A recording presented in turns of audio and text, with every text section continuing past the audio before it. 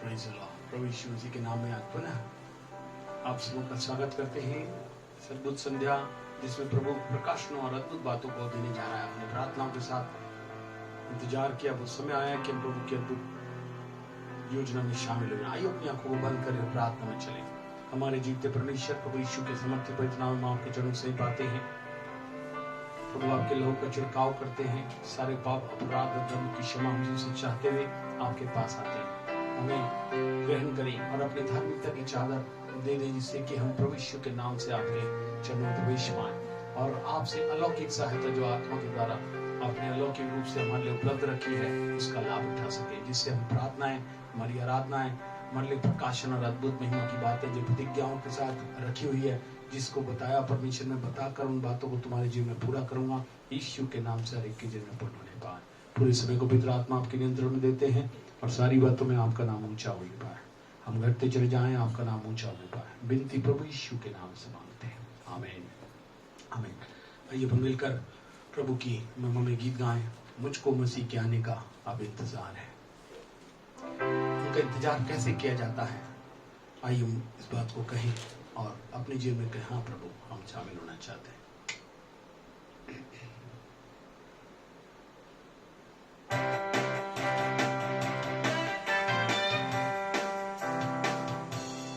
सब मिलकर गाएंगे और प्रभु की महिमा करेंगे। सब अद्भुत कार्य करने जा रहे हैं। मिलकर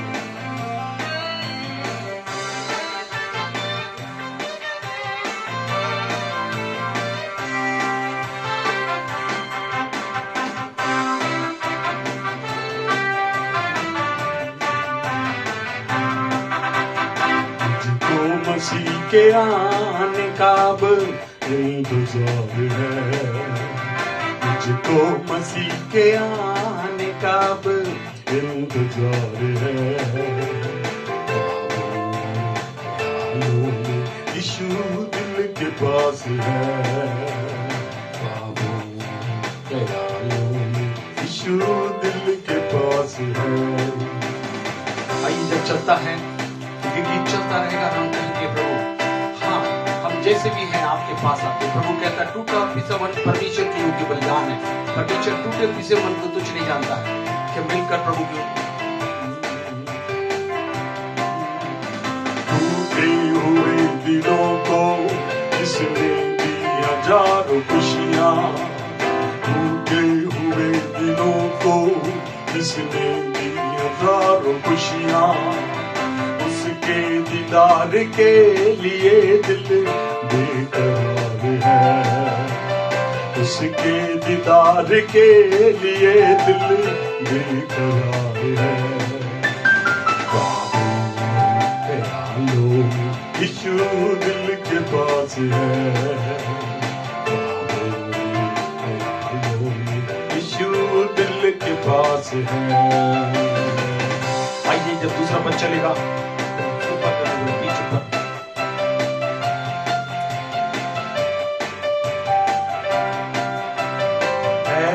जरा संभल जा, वो आ रहा है राजा।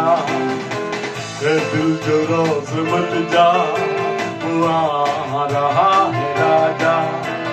कहना उसी से जो भी तेरे दिल में आज है।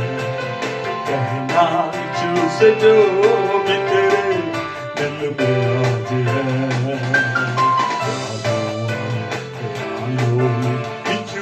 दिल के पास है। यीशु दिल के पास है। मुझको मसीह के आने का अब इंतजार है। मुझको मसीह के आने का अब इंतजार है। इस दिन से उसने मुझको बचाया। जिस दिन से इसने मुझको गुनाह से बचाया। उस दिन से अब तक वो मेरे सर का ताज है। उस दिन से अब तक वो मेरे सर का ताज है।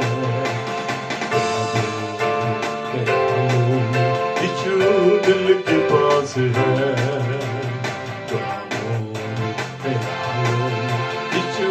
दिल के पास है। मुझको मसीह के आने का अब इंतजार है, मुझको मसीह के आने का अब इंतजार है।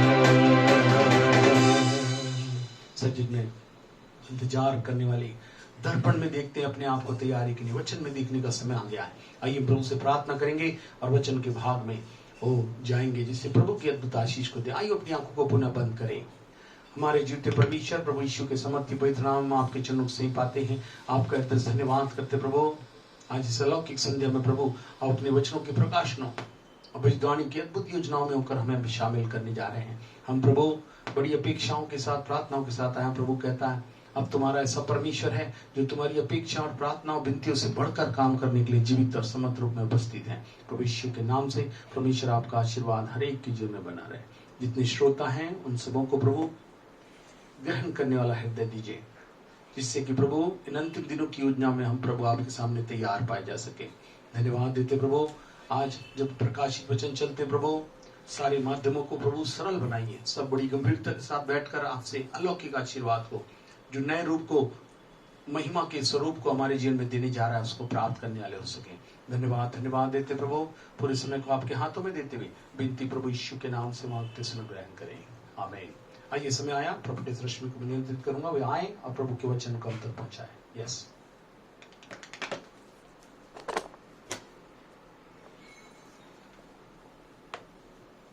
Hallelujah, hallelujah.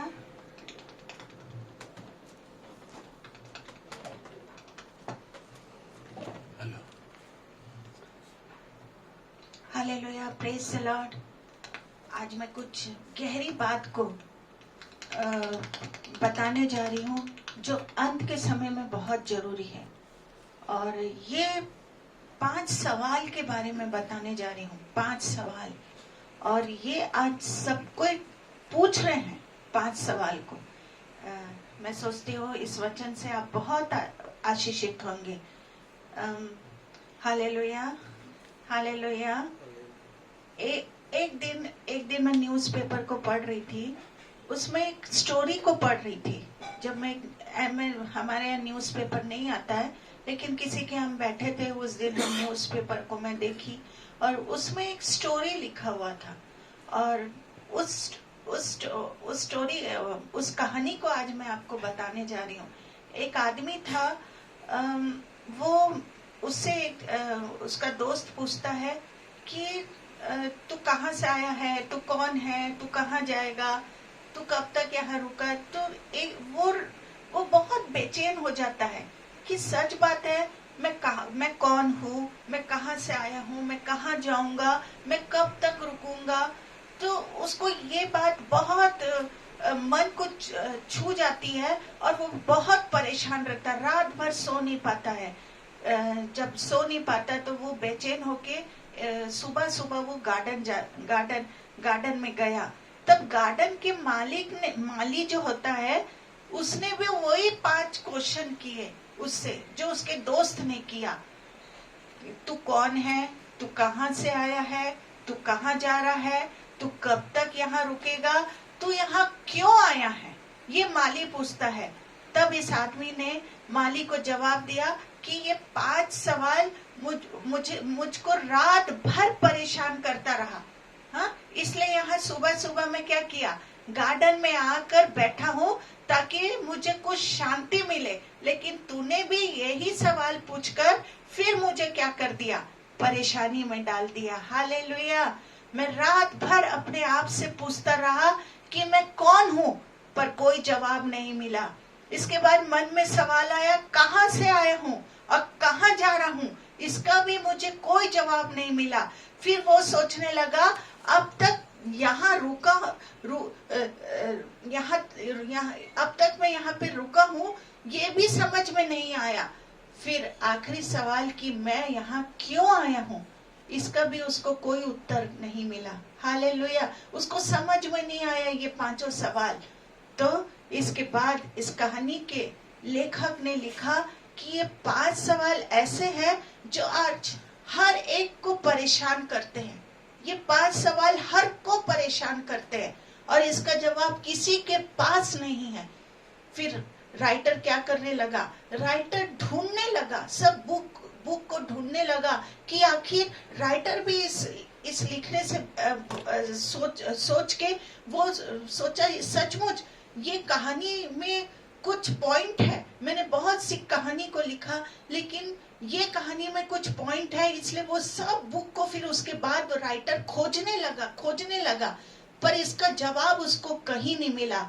तब ये सोचने लगा कि क्या इसका जवाब बाइबल में है। उसका एक दोस्त आया राइटर के पास और बोला, तूने सब बुक को, सब ग्रंथ को पढ़ लिया, सब किताबें को तूने पढ़ लिया, अब इसका जवाब तू बाइबल में खोज।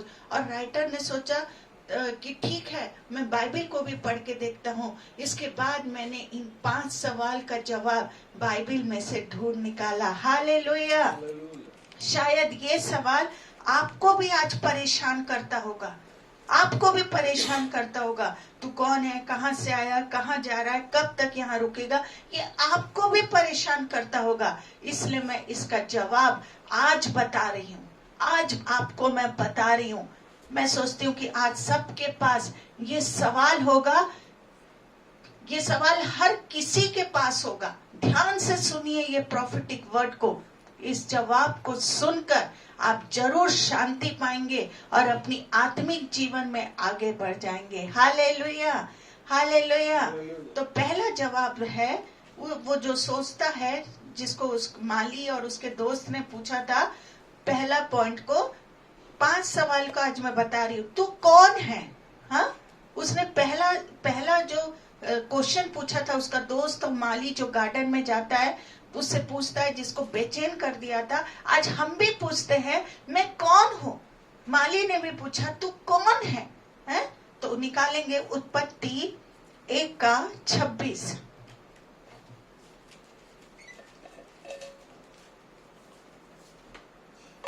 Genesis chapter 1 verse 26।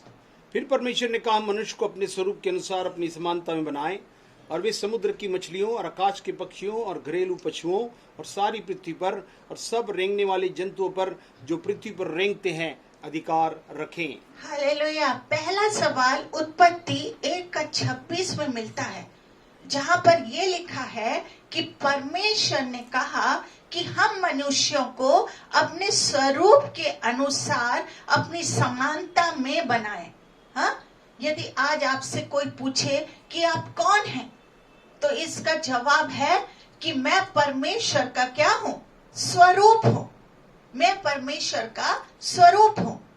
जानवर परमेश्वर के स्वरूप नहीं है। अगर कोई 1 साल के बच्चे को, ध्यान से सुनिए, मैं एक उदाहरण को बता रही हूँ। अगर 1 साल के कोई बच्चे को क्या करे, मार दे तो फांसी लगेगी। फांसी लगेगी कि नहीं? 1 साल के बच्चे को भी कोई मार डाले तो उसको क्या लगेगी?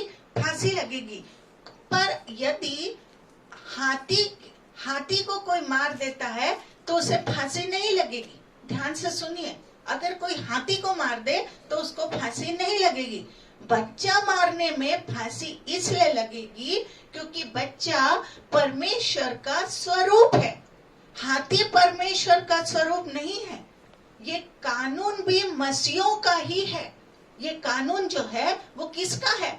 मसीहों का ही है। पर सारे धर्म के लोग, और इसको सारे धर्म के लोग क्या करते हैं मालूम है आपको? मानते हैं, क्योंकि ये परमेश्वर का क्या है? कानून है। हालेलुया। लूका 3:38 में हम पढ़ते हैं। लूका 3:38। लूक चैप्टर 3 वर्स 38, वहां पर इस प्रकार से लिखा हुआ है, और वह एनोश का और वह शेत का और वह आदम का और वह परमेश्वर का पुत्र था। हालेलुया। वो कौन है? वो परमेश्वर का, हाँ, परमेश्वर का पुत्र था। परमेश्वर के स्वरूप का अर्थ होता है, ध्यान से सुनिए, परमेश्वर का स्वरूप का अर्थ क्या होता है? परमेश्वर का पुत्र। जो आदम में क्या किया? जो आदम ने जो आदम को परमेश्वर ने अपने स्वरूप पर बनाया, ध्यान से सुनिए, हाँ, परमेश्वर के स्वरूप का अर्थ क्या होता है, मैं आज आपको ध्यान से बता रही हूँ। परमेश्वर के स्वरूप का अर्थ होता है परमेश्वर का पुत्र। जो आदम को परमेश्वर ने अपने स्वरूप पर बनाया था वो परमेश्वर का पुत्र था। हाँ, हम पढ़ते हैं रोमियो 8:17 में, रोमन्स चैप्टर 8 वर्स 17, वहां पर इस प्रकार से लिखा है, और यदि संतान है तो वारिस भी, वरन परमेश्वर के वारिस और मसीह के संगी वारिस हैं, जब कि हम उसके साथ दुख उठाएं कि उसके साथ महिमा भी पाएं। हालेलुया। इसका मतलब है कि हम भी परमेश्वर के कौन हैं, बेटे हैं, और हम उसकी समानता में हैं।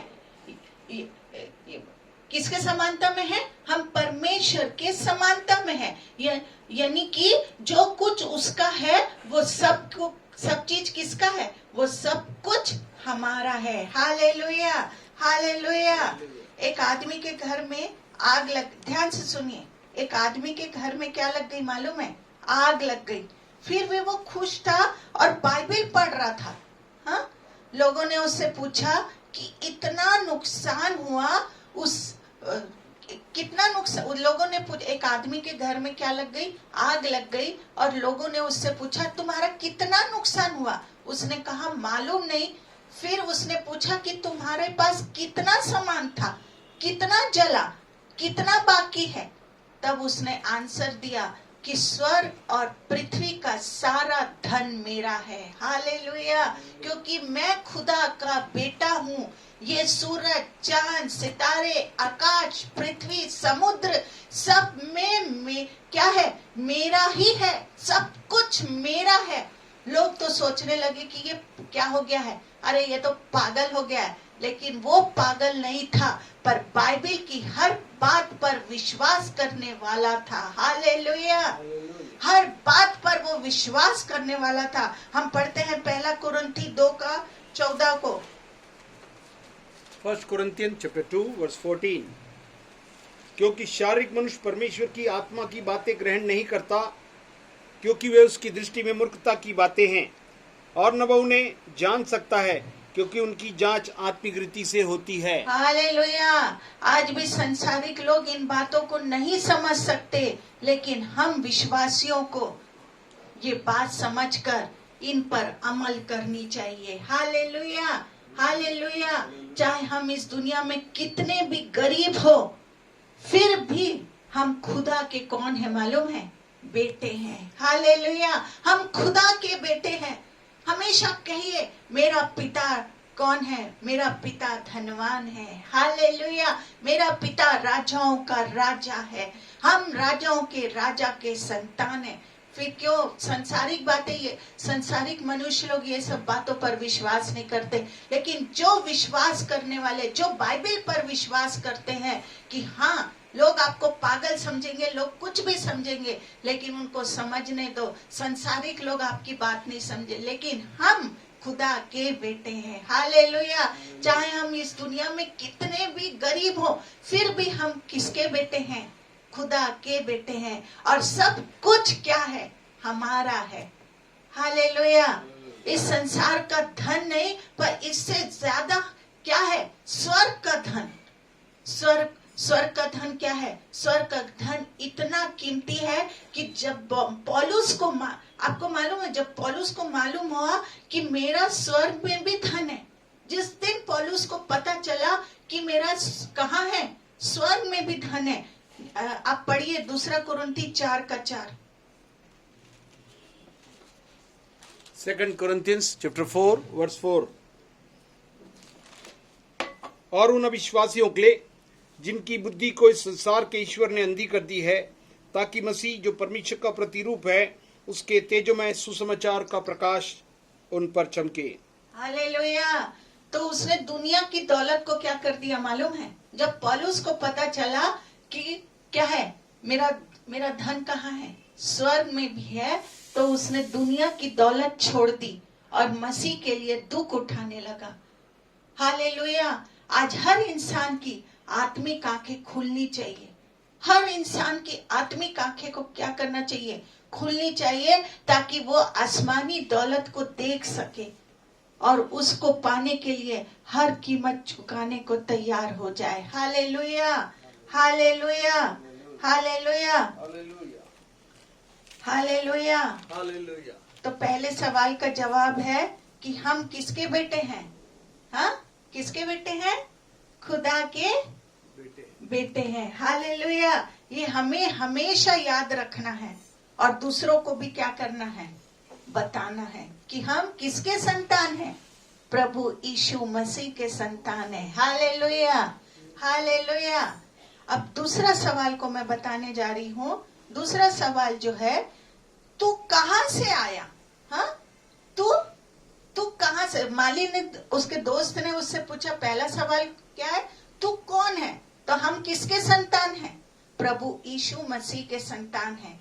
प्रभु यीशु ने हमको अपने स्वरूप और समानता में बनाया, हम उसके वारिस हैं, वो हमारा पिता है। हालेलुया, इसलिए अब घबराने की जरूरत नहीं है। अब दूसरा क्वेश्चन उसने पूछा, तू कहां से आया?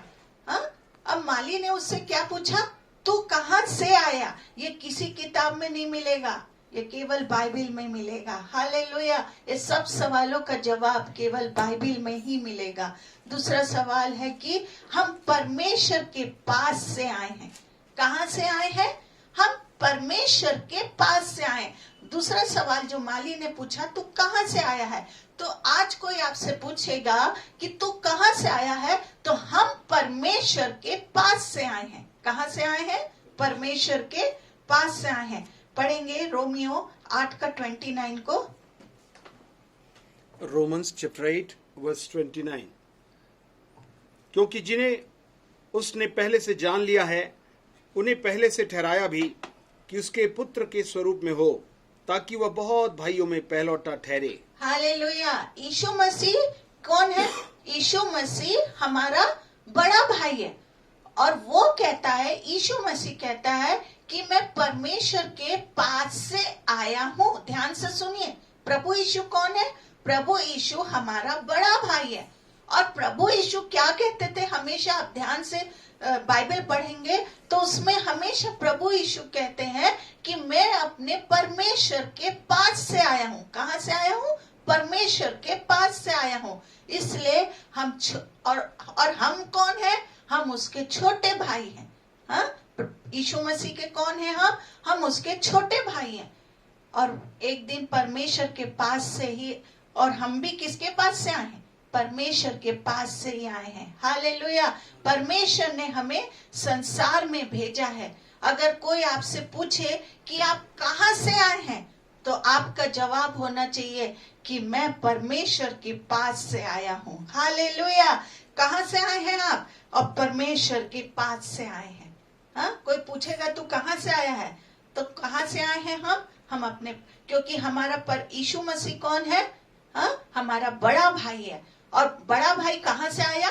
परमेश्वर के पास से आया। और हम उसके कौन है? छोटे भाई है। हम यीशु मसीह के छोटे भाई हैं। और परमेश्वर कहता है कि मैं किसके पास से आया हूँ? मैं, परमेश्वर ने हमें मुझे कहाँ भेजा? संसार में भेजा है। अगर कोई मुझसे पूछे कि आप कहाँ से आए हैं, तो आपका जवाब होना चाहिए कि मैं परमेश्वर के पास से आया हूँ। Hallelujah, hallelujah. अब तीसरी बात को मैं बताने जा रही हूँ। तीसरी बात थी, तू कहाँ जा रहा है? हाँ, तू कहाँ जा रहा है? तीसरा सवाल है कि हमको वापस परमेश्वर के पास क्या होना चाहिए? पास जाना है। तीसरी जवाब है, तू कहाँ जा रहा है? तो तीसरा जवाब क्या है? वापस परमेश्वर के पास हमको क्या करना है? जाना है। क्योंकि हमारे बड़े भाई यीशु मसीह ने ये कहा है कि परमेश्वर के पास ही वापस जाता हूँ। हाँ, हमारा बड़ा भाई ने क्या कहा? मैं अपने परमेश्वर के पास ही क्या करता हूँ? वापस जाता हूँ। आज वो परमेश्वर के पास है, और हम भी अंत में हमेशा परमेश्वर के साथ ही रहेंगे। ये दुनिया हमारा घर नहीं है, हम यहाँ परदेसी मुसाफिर है, हम स्वर्ग के रहने वाले हैं। Hallelujah, hallelujah, hallelujah. अब चौथी बात को मैं बता रही हूँ, तू कब तक यहाँ रुकेगा? उस माली ने पूछा, तू कब तक यहाँ पे रुकेगा? चौथा सवाल था, हाँ, तू कब तक यहाँ पे रुकेगा? हम यहाँ कितने साल तक रुकेंगे? 70 या 80 साल बस रुकना है। भजन संहिता 90 का 10 में हम पढ़ते हैं। हमारा उम्र यहाँ संसार में कितना है? Psalm 90 verse 10। हमारी आयु के वर्ष 70 तो होते हैं, और चाहे बल के कारण 80 वर्ष भी हो जाएं, तो भी उनका घमंड केवल कष्ट और शोक ही शोक है, क्योंकि वह जल्दी कट जाती है और हम जाते रहते हैं। हालेलुया। इसके बाद चौथा सवाल का जवाब है कि हम यहाँ कितने साल है? 70 या 80 साल बस हमको क्या करना है? इस संसार में रुकना है। इससे ज्यादा कोई यहाँ नहीं रुक सकता। हाँ, हमको कोई भी 2000 साल का आदमी नहीं दिखाई देता। कभी दिखाई दिया आपको कि 200 साल का आदमी है ये? हाँ, कोई दिखाई दिया? चाहे कोई कितना भी अमीर हो, फिर भी वो 70 या 80 साल में क्या हो जाता है? मर जाता है। हमको अपनी जिंदगी के दिन गिनने की समझ क्या होना चाहिए? हाँ, होनी चाहिए। भजन संहिता 90 का 12 को हम पढ़ेंगे। हमको अपने दिन गिनने की समझ दे कि हम बुद्धिमान हो जाएं। हाँ, हम बुद्धिमान हो जाएंगे जब किसी का जन्म, ध्यान से सुनिए, एक उदाहरण को बता रही हूँ। जब किसी का जन्मदिन आता है तो वो सब खुशी मनाते हैं, और जिसका जन्मदिन होता है वो कहता है अब मैं क्या हो गया हूँ? 50 साल का हो गया हूँ। हाँ, 50 साल का हो गया हूँ। लेकिन उसे ये भी कहना चाहिए कि अब मेरे 20 साल बाकी रह गए हैं। अब उसको ऐसा बोलना चाहिए कि मेरा अब क्या बच गया है? कि केवल 20 साल बच गया है, अब मेरे 20 साल बाकी रह गए हैं, ऐसा बोलना चाहिए। लेकिन दिन गिनने की समझ का ये मतलब है कि हमको मालूम होना चाहिए कि अब कितने दिन हम इस संसार में हैं। हालेलुया। और स्वर्ग जाने की खुशी हमारे मन में होनी चाहिए, होनी चाहिए। पौलुस कहता है कि मेरा दिल करता है कि इस संसार को छोड़कर कहाँ चले जाऊं? प्रभु के पास चला जाओ। आज हमारे दिल की इच्छा क्या है? आज हमारे दिल की इच्छा क्या है? ये बड़ा सवाल है। एक विश्वासी के लिए ये अच्छा होने चाहिए कि जल्दी वो स्वर्ग में चले जाए। एक विश्वासी के लिए ये बहुत अच्छा होना चाहिए कि वो जल्दी अपने प्रभु यीशु के पास चले जाए। आज तो कोई मरना नहीं चाहता। हाँ, कोई मरना नहीं चाहता। फिलिप्पी 1 का 21 को हम पढ़ेंगे। फिलिपियन चैप्टर 1 वर्स 21, वहां पर इस प्रकार से लिखा हुआ है, क्योंकि मेरे लिए जीवित रहना मसीह है और मर जाना लाभ है। मर जाना लाभ है। मैं एक बात को आपको बता रही हूँ। देखियो, परमेश्वर ने जन्म से मरने का दिन उत्तम रखा है। हम विश्वासी लोग मरने के दिन को क्या बनाते? बरसी बनाते। बरसी बनाते। कितनी शर्म की बात। अरे मरने के दिन में हम ये नहीं कर सकते, मरने के दिन में हम ये, आप बरसी बना रहे और कहते हो हम प्रभु यीशु के लोग हैं। मरने के दिन में हम खुशी नहीं, मुंह लटकाए बैठे रहते हैं। परमेश्वर ने कहा कि मरना क्या है? लाभ है। हालेलुया। विश्वासियों को क्या अच्छा होना चाहिए कि वो जल्दी कहाँ चले जाए? स्वर्ग में चले जाए। ये होना चाहिए, उनको खुशी आना चाहिए। पौलुस क्या कहता है कि मेरा दिल करता है कि मैं इस संसार को छोड़कर प्रभु के पास चला जाऊं। आज हमारे दिल की इच्छा क्या है? ये एक बड़ा सवाल है। एक विश्वासी की ये ही इच्छा होनी चाहिए कि जल्दी वो स्वर्ग में चले जाए। पर हम क्या करते हैं? हाँ, आज जो कोई मरना नहीं चाहता है, मरना नहीं चाहते हैं। और मरने के दिन को अगर कोई मर भी गया, बुजुर्ग मर गया, उसका शोक बनाते रहते हैं। अरे आज के दिन ये मरा, आज के दिन वो मरा। मुझे बहुत दुख लगता है। मैं अपना एग्जाम्पल बता रही हूँ। हमारे पापा की मृत्यु 16 अगस्त को हुई, लेकिन हम उस डेट के दिन में हम बहुत सा कार्यक्रम करते हैं, खुशी मनाते हैं, क्योंकि हमको मालूम है, हम विश्वासियों को मालूम है कि मेरे पापा प्रभु यीशु के पास है और एक दिन हम जरूर उनके पास जाएंगे। वो खुशी मनाने का समय, दुख बनाने का समय नहीं है, दुनिया के लोगों को जैसे दिखाने का समय नहीं है। अरे हम ये नहीं कर सकते, हम वो नहीं कर सकते। आप विश्वासी हो ही नहीं। हालेलुया। पौलुस कहता है कि मरना तो क्या है, लाभ है। इसलिए हमको हमेशा ये लाभ लेने को तैयार रहना चाहिए। और जो मरने से डरता है वो नरक जाने वाला है। सोच लीजिए, अगर आज यीशु मसीह आ जाए तो क्या हम उससे मिलने को तैयार हैं? अगर आज मौत तो क्या हम उससे खुशी से स्वीकार करेंगे? आज अगर मौत आ जाए तो क्या हम उसको खुशी से स्वीकार करेंगे? अगर नहीं तो कोई भी पाप आपके जीवन में हो जो आपको स्वर्ग जाने से रोकता हो, उसे मान ले और छोड़ दे।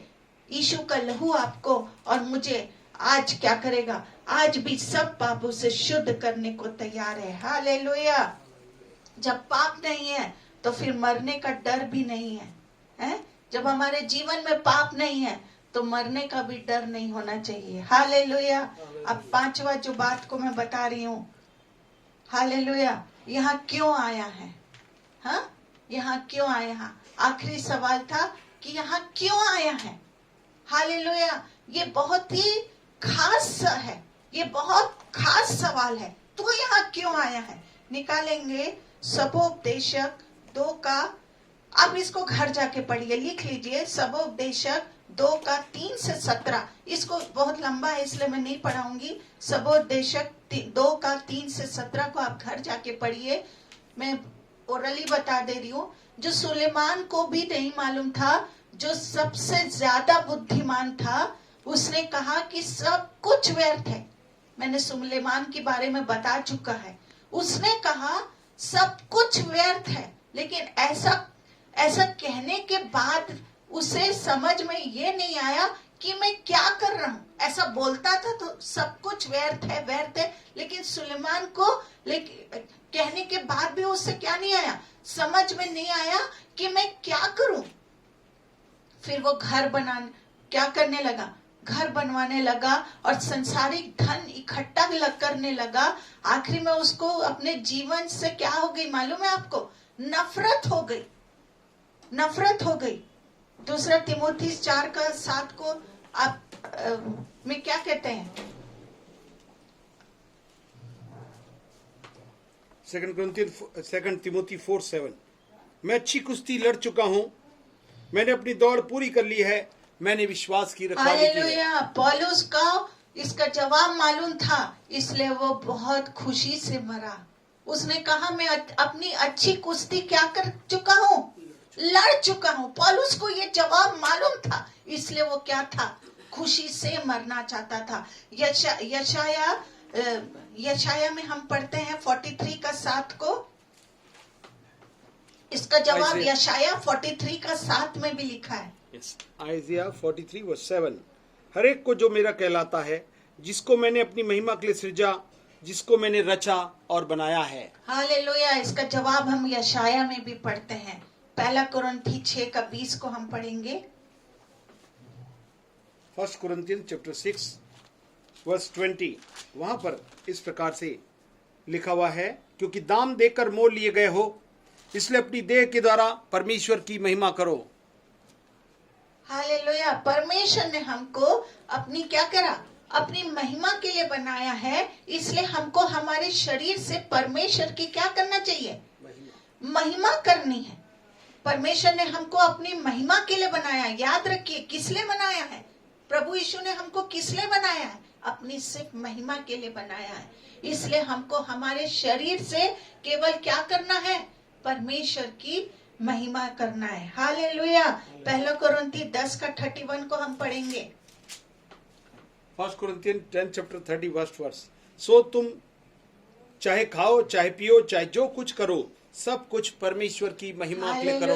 हमारे खाने पीने, उठने बैठने, चलने फिरने, विचारने, देखने, सुनने, बोलने से, कपड़ा पहनने से, हर काम से किसकी महिमा होना चाहिए? परमेश्वर की महिमा होनी चाहिए।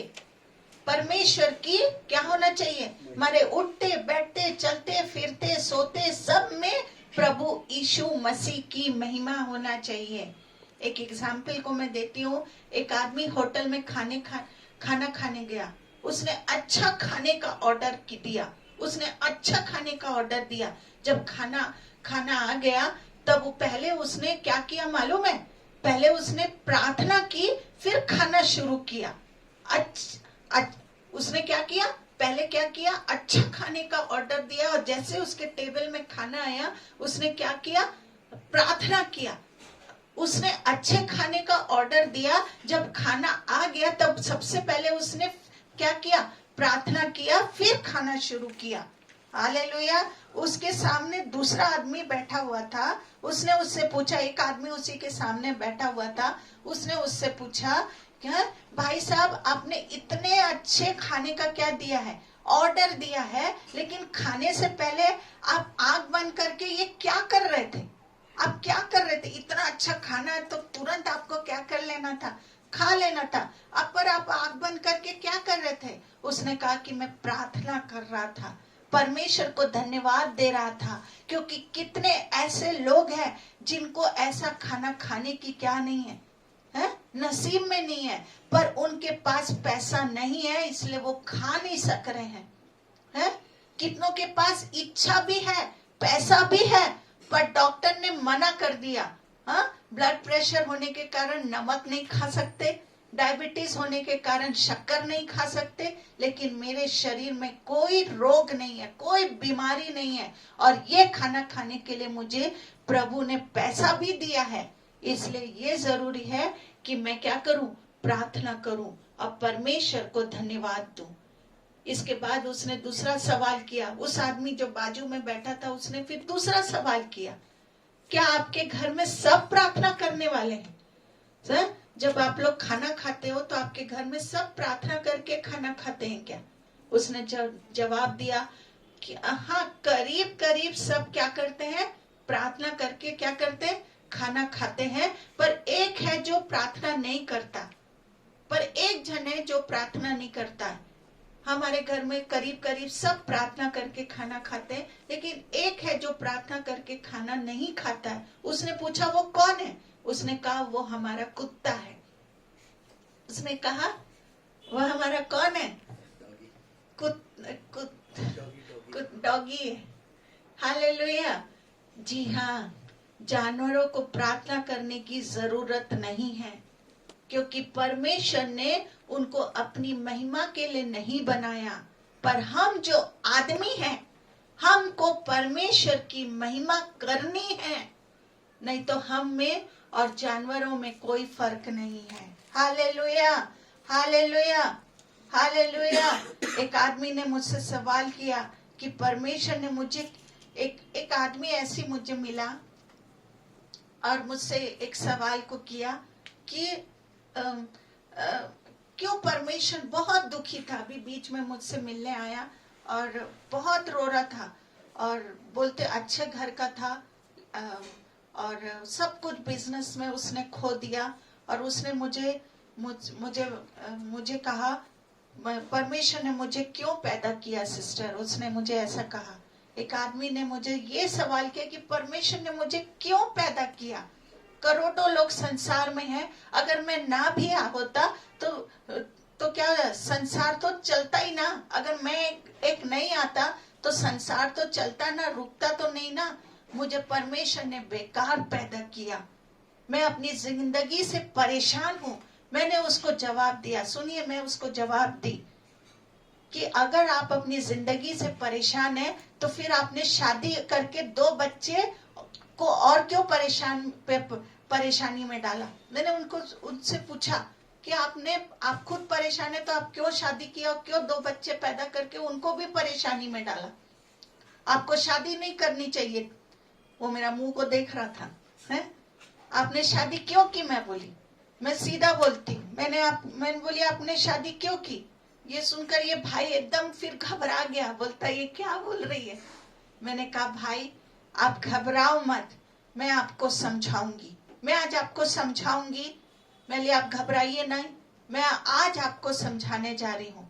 तब मैंने उसको समझाना शुरू किया और कहा मान लीजिए आपका एक बेटा हर क्लास में फर्स्ट डिवीजन आता है, हर क्लास में, और अब वो बैंक के मैनेजर हो गया है।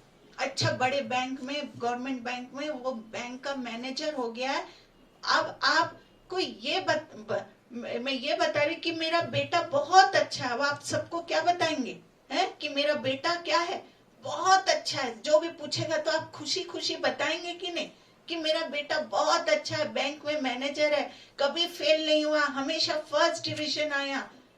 आज वो बैंक में क्या है, खुशी खुशी बताएंगे मैनेजर है। लेकिन लोग आपसे कहेंगे कि हमने सुना है कि एक और आपका बेटा है, हाँ, जो शराब पीकर इधर उधर पड़ा रहता है, मारपीट करता रहता है, कोई काम धंधा नहीं करता है। तब आप कहेंगे हाँ ये सच है, हालेलुया, हम इस लड़के से परेशान हैं, मैंने उसे घर से निकाल दिया। ये दोनों बेटे आपके हैं। एक आपके नाम की क्या कर रहा है, महिमा करता है। वो बस क्लास 1 से लेकर पूरा MBA करने तक अच्छा किया और बैंक में चला गया। लेकिन दूसरा बेटा वही शराब है, पीता खाता है, सब कुछ करता है। हाँ, ये दोनों बेटे आपके हैं। एक आपके नाम की महिमा कर रहा है और एक क्या कर रहा है, आपके नाम को बिगाड़ रहा है, आपका नाम बदनाम करता है। इसी प्रकार हम सब परमेश्वर के कौन हैं, बेटे हैं। लेकिन कुछ बेटे पाप में जीवन जीकर परमेश्वर पिता का नाम बदनाम करते हैं, पर कुछ बेटे परमेश्वर की आज्ञा पालन करके उसके नाम की क्या करते हैं, महिमा करते हैं। Hallelujah, hallelujah. परमेश्वर ने हमें अपनी महिमा के लिए बनाया है। याद रखिए, परमेश्वर ने हमको क्यों बनाया है, परमेश्वर ने हमको अपनी महिमा के लिए बनाया है। इसके बाद ये भाई के समझ में आ गया और कि परमेश्वर ने मुझे क्यों पैदा किया है। ये भाई को मैंने इतने ही बस समझाया। हाँ, हालेलुया। कुछ बेटे पाप में जीवन जीकर क्या करते हैं, परमेश्वर पिता का नाम को क्या करते हैं, बदनाम करते हैं। पर कुछ बेटे परमेश्वर की आज्ञा पालन करके उसके नाम की क्या करते हैं, महिमा करते हैं। परमेश्वर ने हमें अपनी महिमा के लिए बनाया है। याद रखिए, सिर्फ हमको महिमा करना है। इसके बाद ये भाई को ये समझ में आ गया कि परमेश्वर ने मुझे क्यों पैदा किया है। हालेलुया। मैं सोचती हूँ आपको समझ में आ गया होगा। आज 5 सवाल का जवाब आपको मैंने बाइबल से बता दिया है। अगर आपसे कोई पूछे 5 सवाल, तो आप जरूर बताइए बाइबल निकाल के। आप इनको दूसरों को बताइए और इसको खुद पर क्या करिए, अमल कीजिए। अमल बोलते हैं, अमल कीजिए, खुद पर लागू करिए। यही मेरी प्रेयर है। हम खुदा के कौन हैं, बेटे हैं। परमेश्वर के पास से आए हैं, परमेश्वर के पास से एक दिन क्या करना है, हमको जाना है। 70 या 80 साल यहाँ रहेंगे और उसके नाम की हमको क्या करेंगे, हम महिमा को करेंगे। Hallelujah, hallelujah, hallelujah. मैं सोचती हूँ ये 5 सवाल परमेश्वर ने जो आपको आज सिखाया, ये बहुत जरूरी है। अंत की बात में आज मैं आप लोग के लिए प्रार्थना करने जा रही हूँ। बहुत लोग को देख रही हूँ इन दिनों में, मैं मेन विश्वासी लोग को देख रही हूँ, पर जब मैं इन दिनों में बैठी परमेश्वर के नजदीक में, प्रभु जितना अपने अनुग्रह को दिखाना चालू कर दिया है, आशीषों की बारिश को बरसाना चालू कर दिया है, पर अब उतना ही परमेश्वर, जब मैंने पूछा कि परमेश्वर प्रभु क्या है ये, तो परमेश्वर ने दिखाया अब जो सुधर के आ जाएगा। ये प्रॉफिटिक वर्ड है, याद रखिए। मैं अब इसको माने, इसको हंसी में ले, इसको साधारण रीति से रह ले, मेरे को कोई नहीं ले फर्क पड़ता है। मेरे को मेरे परमेश्वर को जो प्रभु ने मुझको कहा है बताने के लिए, वो बात को मैं आपको बता रही हूँ। और परमेश्वर न्याय के दिन में मुझसे पूछेगा तूने क्यों नहीं बताया, और मैं बताने जा रही हूँ। परमेश्वर जितना अनुग्रह हम पर कर रहा है, उतना ही उसका कोप भी बढ़ते जा रहा है। उतना ही उसका जब मैं बैठी तो परमेश्वर ने दिखाया, अब उतना ही वो न्याय करने चालू कर दिया इस पृथ्वी में भी।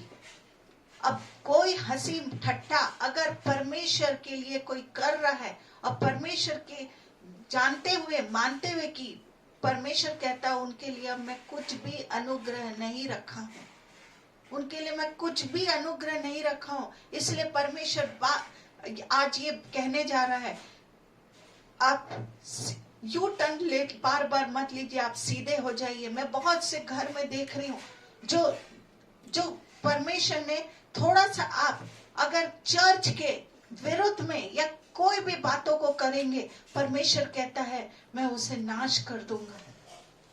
अब हंसी ठट्टा का समय नहीं है, चुगली चागली का समय नहीं है।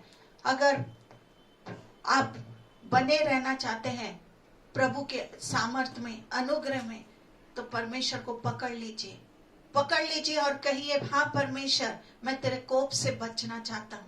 परमेश्वर ने दिखाना चालू कर दिया है, क्योंकि 21 और 20 कुछ भी साधारण नहीं हो रहा है। अब आने वाले समय में ऐसी ठंड, कड़ाके की ठंड पड़ेगी, लोग ठंड से मरेंगे। परमेश्वर दिखा रहा है लोग ठंड से मरेंगे, लोग बारिश से मरे। अब परमेश्वर कहता है अब लोग ठंड से मरेंगे। और 21-22 में हवा में वायरस फैल जाएगा। प्रभु कहता है लाखों करोड़ों लोग, अभी लाखों लोग मर रहे, करोड़ों लोग मरेंगे। परमेश्वर कहता है ये बात बता दे, अभी भी समय है, अपने घुटने में आ जाइए, अब ये सब बातों में मत फंसे रहिए। परमेश्वर ने मुझसे मैं जब बैठी, मैं जब सुबह प्रार्थना कर रही थी तो परमेश्वर ने कहा तू बता दे ये बातों को। प्रभु आपको आशीष, जो इस बात को सीरियस लेगा, परमेश्वर कहता उन पर मैं अनुग्रह करूंगा। मैं आज प्रार्थना करने जा रही हूँ जो बीमार है, जिसका जहां पे भी दर्द है। बहुत से लोगों को मैं हॉस्पिटल में देख रही हूँ, बहुत से लोगों को मैं हॉस्पिटल में देख रही हूँ। पूरी बादशाह थाला बाबा, परमेश्वर जो भी कोविड पेशेंट है, परमेश्वर ओ प्रभु यीशु, सारे कोविड पेशेंट जो प्रभु के दास दासी लोग हैं, परमेश्वर यीशु के नाम से वो कोविड से आजाद होने पाए, और परमेश्वर वो वापस अपने घर आने पाए, और लोगों के बीच में गवाही देने वाले हो सके कि मेरा प्रभु यीशु ने बड़े चमत्कार को किया। ओ परमेश्वर मैं धन्यवाद देती हूँ, जिसका जहां पे भी दर्द है परमेश्वर आप उनको छुई और चंगाई दीजिए। जिसको बच्चा नहीं है परमेश्वर, प्रभु यीशु एक लड़के को दिखा रहा है जिसको कैंसर है, मैं नहीं जानती पर परमेश्वर दिखा रहा है एक लड़के को कैंसर है और वो विश्वास में आ गया है। परमेश्वर कहता है अगर तू पूर्ण रीति से प्रार्थना करेगा, परमेश्वर उसके पैर में कैंसर है, परमेश्वर कह रहा है, प्रभु कहता है उसको इसी वक्त मैं छू के चंगाई दूंगा। अगर आपके घराना प्रभु यीशु को मानेगा, इधर उधर नहीं रहेगा, परमेश्वर कहता है मैं आज इसी वक्त उसको छू के चंगाई देता हूँ। प्रभु मैं धन्यवाद देती हूँ परमेश्वर, ये आशीष आपने कहा है, प्रभु यीशु ने कहा मेरे मानने वालों को कुछ भी चीजों की कमी नहीं होगी, हम उसके संतान हैं। प्रभु कहते हैं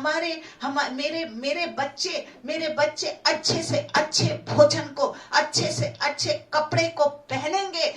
दुनिया खत्म भी हो जाएगी, दुनिया नाश भी हो जाएगी और ऐसा लगेगा कि अब हमारे पास पैसा कहां से आएगा। परमेश्वर कहता है मेरे जो वारिस है, मेरे जो संतान है वो तृप्त रहेंगे यीशु के नाम से। परमेश्वर ने कहा है, ये वादा किया है। लेकिन जो परमेश्वर के बात को नहीं मानेगा, परमेश्वर कहता है उनको मैं भी नहीं पहचानूंगा, ना पृथ्वी में पहचानूंगा, ना अकाल के समय पहचानूंगा, न स्वर्ग में पहचानूंगा। इसलिए परमेश्वर कहता है उसके अनुग्रह में चलते जाइए यीशु के नाम से। आमेन।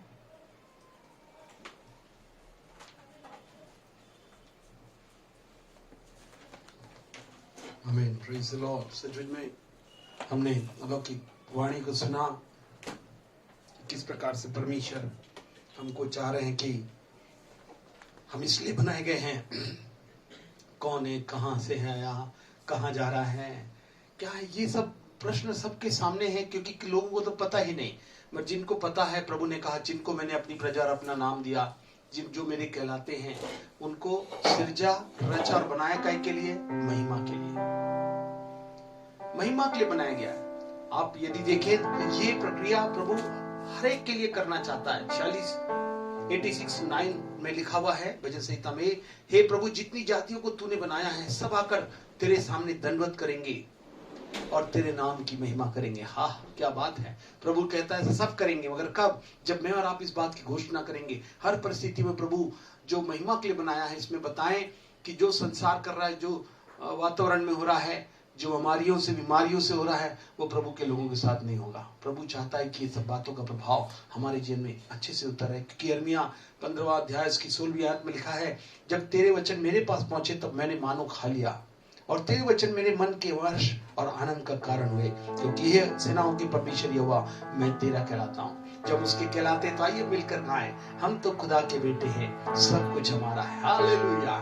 ओ, इसलिए मेरा आप घबराने की बात नहीं है। परिस्थिति आ रही हैं, अभी ठंडी बहुत बढ़ जाएगी, उसके बाद के जो वायरस है वो बहुत ही हवाओं में चलेंगे, फिर बचाने वाला और प्रभु को महिमा दिखाने वाला ही मेरे साथ रहकर इन बातों को प्रस्तुत करेगा।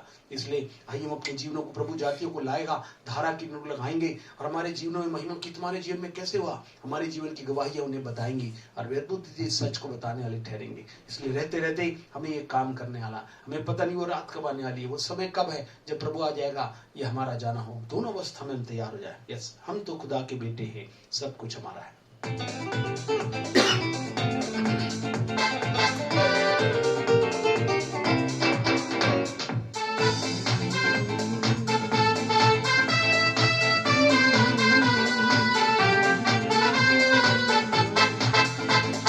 हम तो खुदा के बेटे हैं, सब कुछ हमारा है।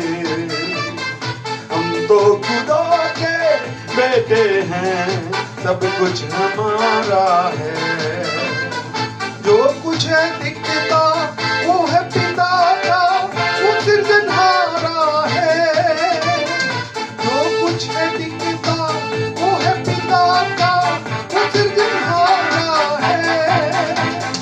हम तो खुदा के बेटे हैं, सब कुछ हमारा है।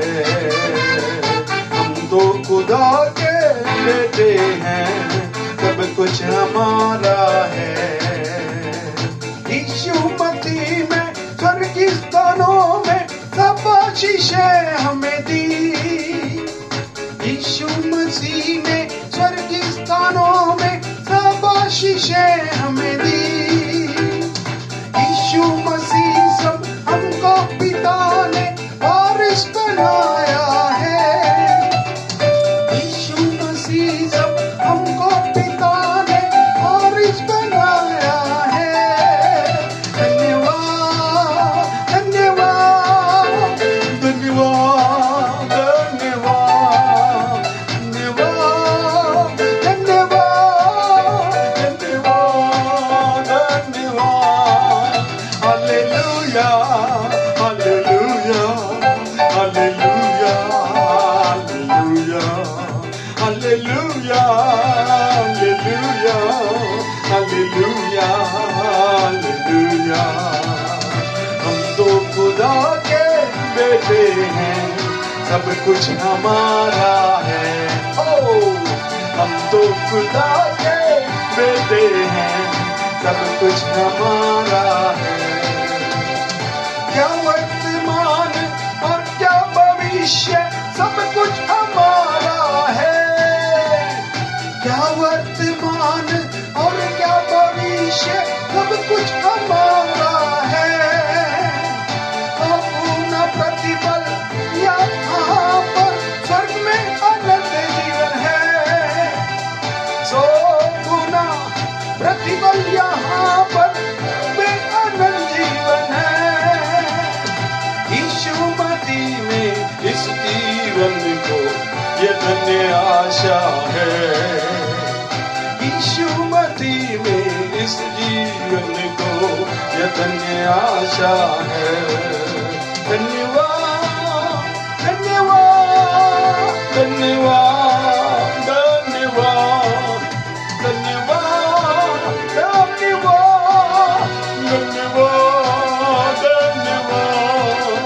Hallelujah hallelujah hallelujah hallelujah hallelujah hallelujah hallelujah hallelujah. हम तो खुदा के बेटे हैं, सब कुछ हमारा है। हम तो खुदा के बेटे हैं, सब कुछ हमारा है। हालेलुया। ये सब कुछ हमारा तो कर दिया, मगर क्या हम अपनी जिंदगी को प्रभु के हवाले करेंगे? ये जिंदगी तेरी महिमा गाती रहे। वो प्रभु से कहे, प्रभु ये सब कुछ हमारा बोल देना बहुत आसान है, मगर प्रभु कहता है विश्वास कर्म बिना मरा हुआ है। महिमा के जीवन को दिखाना गवाही में, या जिस माध्यम से जो अभिषेक, जो आशीषें, जो वरदान प्रभु ने मेरे को और आपको दिए हैं, उसके प्रयोग का समय आ गया है। अब वो समय आया कि हमारे जीवनों से जो महिमा के लिए रचा बनाया, ये जिंदगी तेरी महिमा। Thank you Jesus. आइए अपन मिलकर इस गीत को गाएं और प्रभु की महिमा करें। प्रभु ने छू लिया, प्रभु ने हमें पुकारा, प्रभु हमारे साथ है। जब सब कुछ है तो क्यों ना कहें प्रभु हाँ, हम जब तक जिए, जब ने रखा है, वो महिमा हमारी जिंदगी करती रहे, गाती रहे। ये प्रार्थना है। इसके बाद अंतिम आशीष के साथ हम कह दीजिए, हाँ प्रभु हम तैयार हैं, सब कुछ हमारा हो गया, वर्तमान भविष्य इवन स्वर्ग स्थानों में उत्तम आशीष प्रभु ने दे दी है। तो हम कहें हाँ प्रभु, अपने जब जहाँ भी है वहाँ खड़े होकर इस गीत को गा सकते हैं और अपने जीवन को समर्पित कर सकते हैं। ये जिंदगी तेरी महिमा गाती रहे अब सदा। ये जिंदगी तेरी महिमा गाती रहे अब सदा।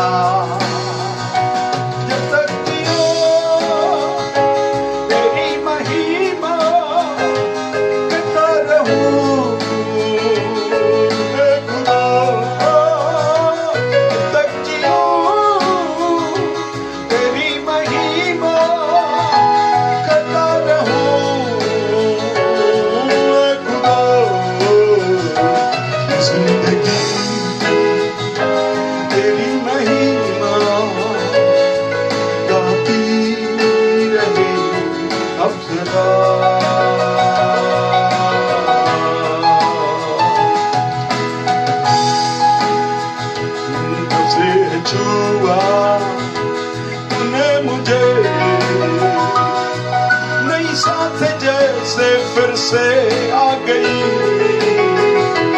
जैसे है थामा हाथ मेरा, बदला है जैसे फिर से खुल गई। जैसे है छुआ तूने मुझे, नई बात जैसे फिर से आ गई। जैसे है थामा हाथ मेरा, बदला है जैसे फिर से खुल गई। तू ही प्रभु मेरे इच्छा, तेरे दिलो न होगा कोई। तू ही प्रभु मेरे यीशु, तेरे दिलो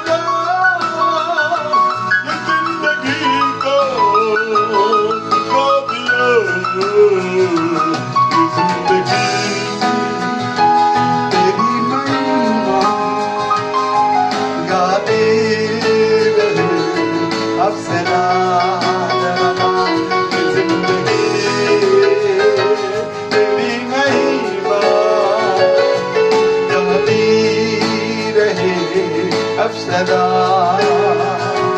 जब तक जियो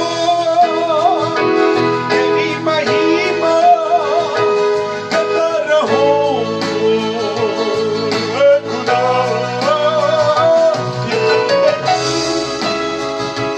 तेरी महिमा गाती रहे ऐ खुदा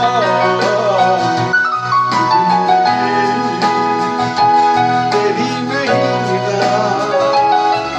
गाती रहे अब सदा ये जिंदगी तेरी महिमा गाती रहे अब सदा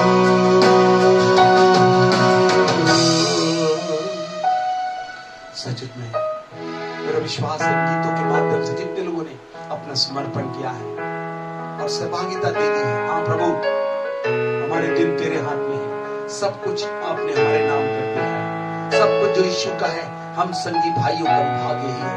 इस समर्पण के साथ महिमा में प्रभु का अलौकिक भाग जो हमने चाहा और मांगा ही नहीं बल्कि जो प्रभु ने चाहा, जो हमारी समझ से परे है, जो अलौकिक है, सामर्थ से, गुणों से, वरदानों से भरी हुई है, यीशु के नाम से हर एक की जिंदगी में निभा। आइए प्रभु से प्रार्थना करें।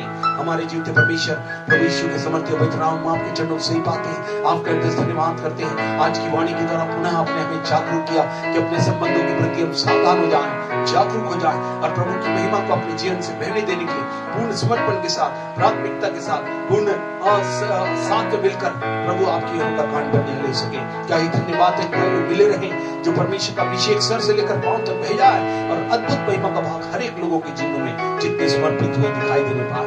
धन्यवाद हो प्रभु, उन्हें समर्पण किया है गीतों के माध्यम से प्रार्थना की वह उन्हें ग्रहण करके अद्भुत महिमा के भाग में जिसके आपने सच्चा रचा बनाया है, आप लोगों को ला रहे हैं कि उन महिमा की बातों को दिखाने के लिए हमें वो माध्यम बना रहे हैं, इसलिए हम आपको धन्यवाद देते हैं। आपने कहा और पूरा कर दिया, वो हो गया। हमारा भी विश्वास का अंगीकार और समर्पण यीशु के नाम से हाँ और आमीन में। ओ प्रभु आपका महिमा के स्वरूप को आपने प्रदान कर दिया है, अब नए महिमा के स्वरूप में लगातार बढ़ते चले जाएं। कुलुस्सी 3:10 के आधार पर वो नए मनुष्यत्व को जो महिमा के स्वरूप में नया मिलता है, नए बनते जाते हैं। यीशु के नाम से समर्पण के साथ एक नया रूप प्रभु आपने लोगों को प्रदान किया, इसलिए हम आपका धन्यवाद करते हैं। धन्यवाद करते हैं आज के वचन, धन्यवाद आज प्रकाशन के लिए, अद्भुत कहानी से भरे हुए वचनों को जो अंतिम दिनों के लक्षणों के साथ प्रभु दिखा रहे हैं और पूरा करते रह रहे हैं। हम अपनी सावधानी के साथ बहुत से लोगों को इस सच्चाई के पास तक लाने वाले, परमेश्वर के राज्य में शामिल करने वाले और परमेश्वर को जीवित, प्रबल और समर्थ रूप में दिखाने वाले हो सके। हम बढ़ते चले जाएं, प्रभु आपका नाम हमारे जीवनों से ऊंचा किया जाए। धन्यवाद देते हैं, आपने हमारी प्रार्थना सुना, विनती प्रभु यीशु के नाम से मांगते सुना ग्रहण करें, आमीन। हमारे उद्धारकर्ता प्रभु यीशु मसीह का रिश्ते का प्रेम पवित्र आत्मा के सभागी और साथ सभी के साथ प्रस्तुत समर्पित हर एक सभा के अनुसार आज से लेकर दोबारा तक होती रहे, आमीन आमीन।